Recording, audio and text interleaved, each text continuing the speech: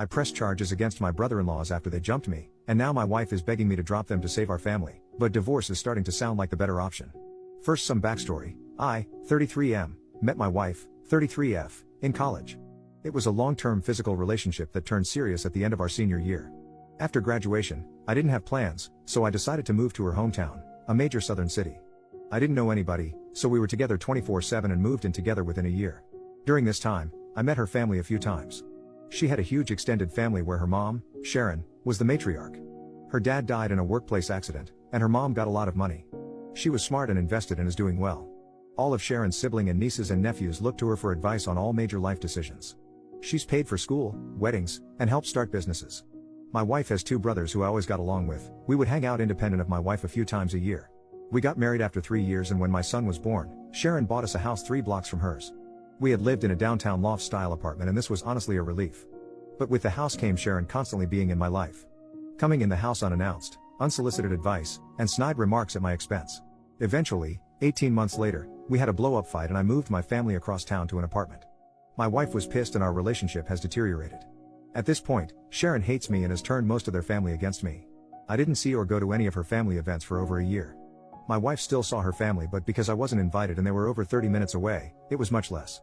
Sharon went from seeing her grandson almost every day to once a month. So her hate for me went through the roof. The incident. My wife had to work and I was asked to take my son to his cousin's birthday party. The party was at Sharon's house, and if it wasn't my son's first cousin, 6 months apart, I would have said no. It was tense the moment I walked in the house. The father of the birthday boy, brother-in-law, greeted me, but no one else spoke to me. I didn't mind and sat in the corner on my phone. This apparently pissed off Sharon because I was being rude. An argument ensues and I announce I'm leaving with my son.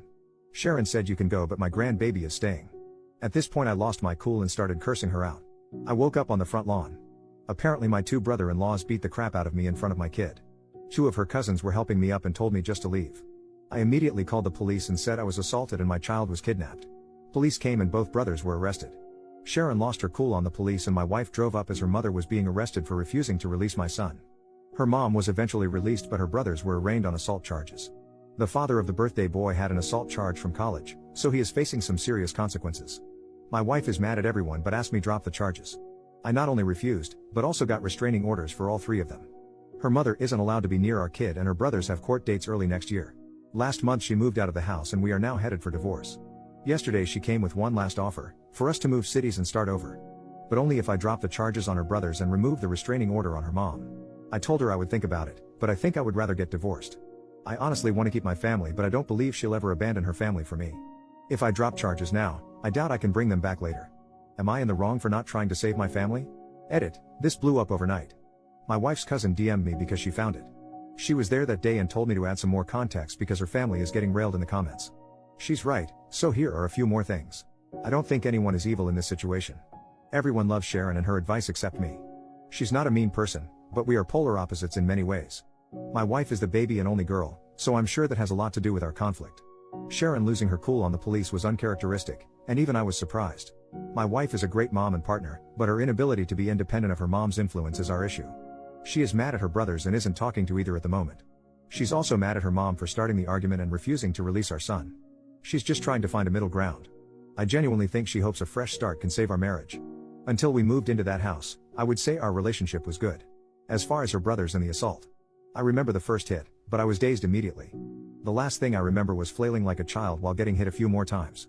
What I don't remember is my kids screaming to stop hitting my daddy and then picking me up and dropping me on the lawn like trash. I have to acknowledge that my pride hurt more than my bruises. I genuinely liked both her brothers, and to be fair, fuck you and BTCH came out of my mouth when I cursed out Sharon. I'm not 100% innocent. This is the South, so the police even said, "What did you expect to happen?" I don't know if I stopped pursuing this it would continue or not. Update, 4 months later. Hello, let me start by saying thank you to the supporters and screw you to the assholes. Reddit is one hell of a place to get perspective on things. Only place you could be called a good father and cuck in the same thread. I've been wanting to write an update and answer questions for a while, but after my original post, many Reddit lawyers reached out and told me to stop talking immediately. Since things were very uncertain and my divorce wasn't settled, I decided to not respond or update anything until things calmed down a bit. A lot has happened to so many people involved, so I think I'm just going to break it down by person. Me, I moved back to the West Coast, where I am originally from. I decided to move forward with the divorce, so I moved home. Furthermore, I had nothing left for me in that city, as I only had a few friends, my son, and a lot of bad memories. My ex and son cried a lot the day I left and that hurt my soul, but it was best for all parties involved. So I moved back home to be around my family and my support system. I got a good paying job, and I'll be subletting a 2-bedroom apartment starting next month. My son spent the holidays with me, staying with my parents, and I plan to see him on Easter. Going forward and laid out in our custody agreement, my son will stay with his mother until he is 12. I'll get him Easter and summers, and we'll switch Christmas and Thanksgiving every year. When he's 12, and needs a father figure, he'll come live with me until he is 18. I talk to my son every day on the phone for at least an hour, and I'll try to fly out there a few times a year. I can't shake the feeling that a piece of me is missing, and wish it was just my son, but I miss my wife too. My ex-wife, so the divorce is basically settled, and I obviously didn't move away with her. In the end, she saw my post and saw the comments and realized that she shouldn't have asked me to stop pursuing the case. She asked again, saying we could move and just get away from her family. Too much had happened, and our relationship was a shell of what it was. We both said and did things we forgave but can't forget. I wish this was a movie and I could just say love conquers all, or screw her she is evil, but that isn't real life. I'm torn between both loving this person and knowing we aren't right for each other. While she didn't want to move forward with the divorce, she didn't fight me on it either. We were able to settle everything without lawyers and only use them for paperwork and fine details. We talk daily because of our son, and she says she is doing well, but last time I FaceTimed her I can tell she isn't eating. My sister said it's post-breakup hotness, whatever that means, but she looks more sick than hot. She hasn't spoken to her brothers since that day, and blames them for a lot of what happened. She and Sharon's relationship is also very strained, and they barely talk as well. Ironically, she is hardly speaking to the family she was so desperately trying to keep together. I honestly wish she would talk to her family again, because I worry about her a lot. People were very mean to my ex-wife, saying she was a terrible mother and wife. I think she lives for and would die for her family, and all her actions were to keep us together. She told me her 2 biggest regrets were moving into Sharon's house and moving out of our apartment. Those 2 actions caused most of our problems. She is a great mother to my child and I will always have her back. The brothers, I didn't expect much as far as punishment in this case. They both plead out to a simple assault, which only had minimal consequences. Both brothers spent a night in jail, got fines and anger management. The older brother had a prior incident that I mentioned in the earlier post. It was a bar fight in his early 20s, and he hit a guy with a bottle and got an assault charge. Since that case was over 15 years ago, and he's married, pillar of the community, etc., he was given probation for a year and that was the end. Both brothers have partners in life and the oldest one is married. I've known his wife for many years, and we've always been friendly. Because of the restraining order, both spouses reached out on behalf of the brothers to speak to me. I barely knew the younger brother's girlfriend, but since I knew the wife, I spoke to her. She said both brothers regretted their decision, and she asked me to lift the restraining order and not to pursue charges. We had a brief conversation, but I simply told her I don't forgive her husband and brother-in-law, and I'm moving forward with both. As we ended the conversation, I told her not to call me again, and I haven't heard from either brother since. I don't know anything beyond what the ex tells me, and she isn't speaking to them. Sharon, so I did have it out with Sharon, and it went about as well as you can imagine. Here is a little backstory to our relationship. Let's start by saying my ex and her family are devout Christians who go to church weekly. I'm a lapsed Catholic who goes to church 3 times a year. I live a very moral and ethical life, but my belief system isn't centered on the church. Furthermore, I consider myself a moderate liberal, and their family is moderate conservatives. For example, I'm down for the Second Amendment, and Sharon supported gay marriage. Ideologically we were far apart but agreed on the important things in life. The real problems began when my son was going to be baptized. My mom wanted to get our son baptized Catholic and Sharon wanted him baptized Protestant. Lots of snide remarks about Catholics were said, but I let it go at the time. The ex and I decided to wait and let our son decide, which Sharon hated. When my ex started going back to church and I wasn't in attendance, that further widened the divide. Her family would go by Sharon or someone else's house after church for lunch or dinner, and I either showed up later or not at all. Every time Sharon didn't agree with the decision we made as a couple in regard to our lives, especially my son's life, she would start leaning on my wife and pressuring her behind the scenes. We would literally make a decision, and she would go to her mom's house and then come back with a different opinion.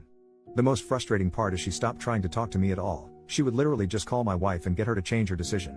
The big fight that led to us moving out was that my son wanted to play soccer and not football, but my wife's family is a huge football family. We agreed for him not to play football because he didn't want to play in our concerns about CTE. My wife comes home one day and does a 180 saying that she signed him up for football. We start arguing and Sharon comes in the house unannounced and joins the conversation, saying we decided it would be good for him. I got pissed and told them Sharon is not my son's parent and my ex shouldn't be so weak when her mom is pressuring her to do something we decided not to do. Then she said the words that sealed the deal, my opinion should matter. I bought the house. I started looking for a new apartment that night and never looked back. So when we talked, and neither of us raised our voices but it wasn't a nice conversation. I started and apologized for calling her a BTCH, and she apologized for trying to keep my son without my permission. She flat out told me she wished my daughter never met me and that I've ruined her family. That her sons have criminal records now, even though one already did, and it's all my fault. She then started crying about not seeing my son and how she lost her only daughter. I told her she was manipulative and used her money to control the family. That she only didn't like me because she couldn't control my decision like her weak-willed family.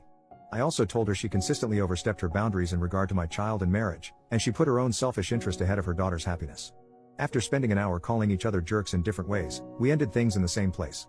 In the end, I told my ex her mom could see my son because Sharon loves him unconditionally, and he loves her. Call me stupid, but I think family is a big part of your upbringing. My mom isn't around him enough and every child needs a good grandma. The ex said she has been to a few family situations that were hard to avoid: wedding, funeral, Thanksgiving, but she leaves when her brothers come and my son doesn't leave her side.